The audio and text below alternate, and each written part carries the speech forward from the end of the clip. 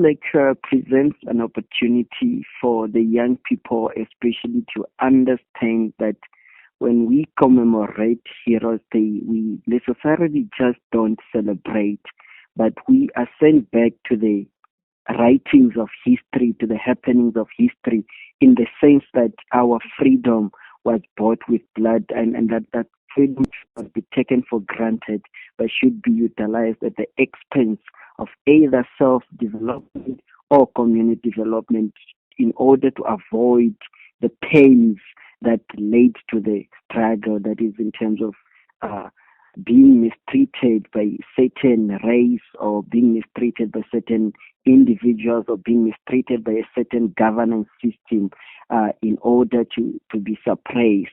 So it's simply to send us back into history and to ensure that we get a highlight of how important it is to acknowledge our history, and also to leverage of it as a reference in terms of how we go about our new generational activities, and to ensure that does not repeat itself in a nutshell. Now, the lecture will be delivered under the theme, The Second African Liberation Struggle. Could you unpack what you mean by that? So by the second liberation struggle, it's also a point where this lecture will be highlighting the fact that in as much as the liberation struggle that leads to the independence happened, we also have to acknowledge that as the new generation, we are also faced with a new struggle, and that struggle needs us to fight in order to be liberated from it. Despite the fact that we are independent in terms of politics, in terms of running our own government affairs, the fact still remains that the majority of our Namibian people, especially those in the rural areas, are still impoverished. There's high rate of unemployment, especially among the young people. And then, of course, we cannot speak more of the devastations of the climate change in terms of what it's causing to our environment and to our people. So therefore, it's a call to say that we have a new liberation struggle right now, that we are either fighting or supposed to be fighting in terms of combating climate change, in terms of combating unemployment and its effect on the societies, in terms of tackling issues of mental health, in terms of all other aspects that are affecting us. So the lecture will have chapters, and part of the chapters is to break down what leads to a liberation struggle, and that a liberation struggle is not merely holding a gun and shooting a certain party that you feel inflicted with, but it's also fighting through radicalism, and that's why it goes further to the theme that we are now evaluating how the presidents of today are acting as liberators towards or against these social ills, and that's where the part of the Joshua generation comes in, also in part of the theme. Yeah. Now, the Joshua generation leadership is a powerful and symbolic theme. How do you define it in the African political context? So the Joshua generation aspect is actually inspired from the Christian aspect in terms of religion, and I being a Christian and having and also to just highlight the lecture is centered on a paper that I'm working on. It's a paper that it's a research paper to say, and therefore it's inspired by certain aspects, and the religion is also an aspect where, as I look at how religion therefore can play a role in ensuring that this second liberation, or the highlighted second liberation struggle, is defeated. And therefore, that's the part where the Joshua generation comes from, the Bible itself, whereas the people of Israel, despite having been liberated from Egypt and being led by Moses, at a certain aspect or at a certain point, Moses had to give on the power to Joshua in order to take them to Canaan. Therefore, we've had leaders in the past that took us through the wave of the wave of freedom fighting, the wave of anticipation in terms of independence, of wanting political freedom. Therefore, those are the Moses of that time.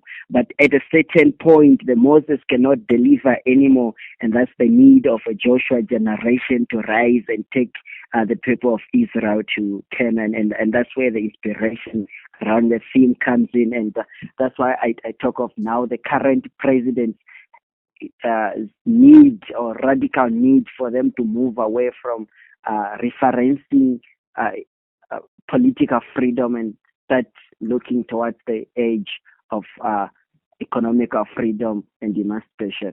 Mm. Now, many young Africans feel disconnected from political processes. How can the youth be empowered to see themselves as part of Africa's transformation story?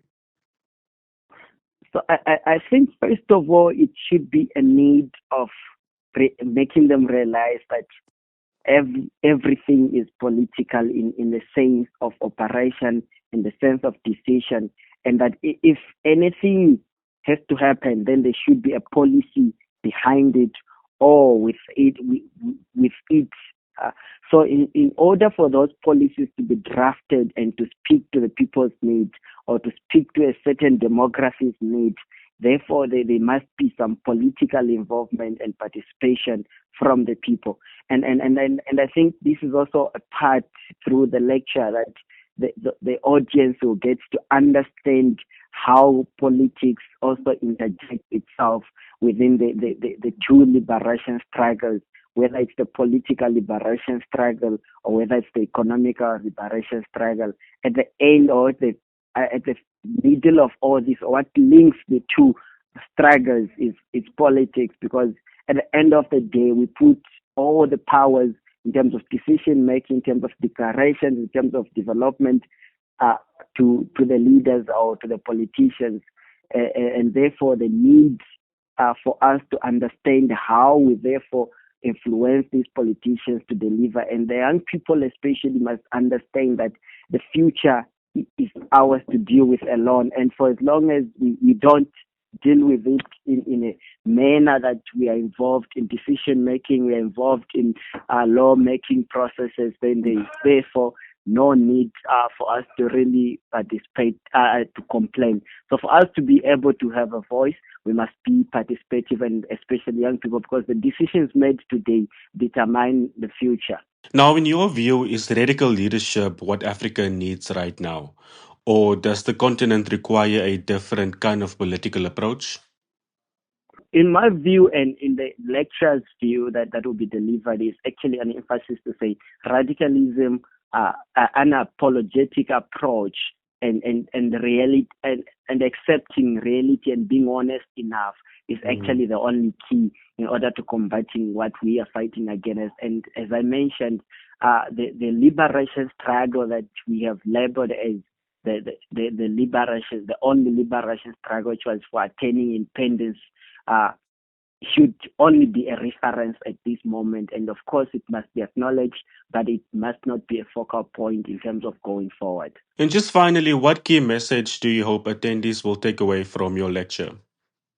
So the lecture is planned in such a way that it will be engaging. So after the whole presentation, there will be a follow-up discussion and question and answer session.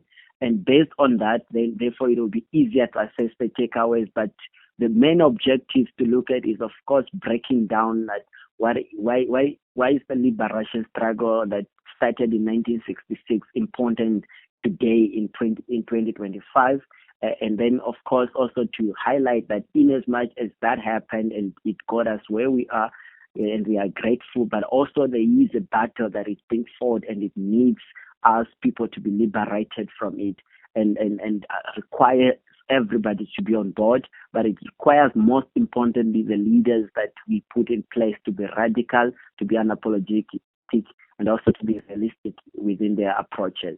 So as we look forward to Heroes Day, I would love everybody to really participate. I am of the belief that the official ceremony that will be taking place for the first time in Katima Mlilo Zambezi region is quite historical in its sense that it's taking place for the first time in that region, and of course it's sending a narrative to the nation.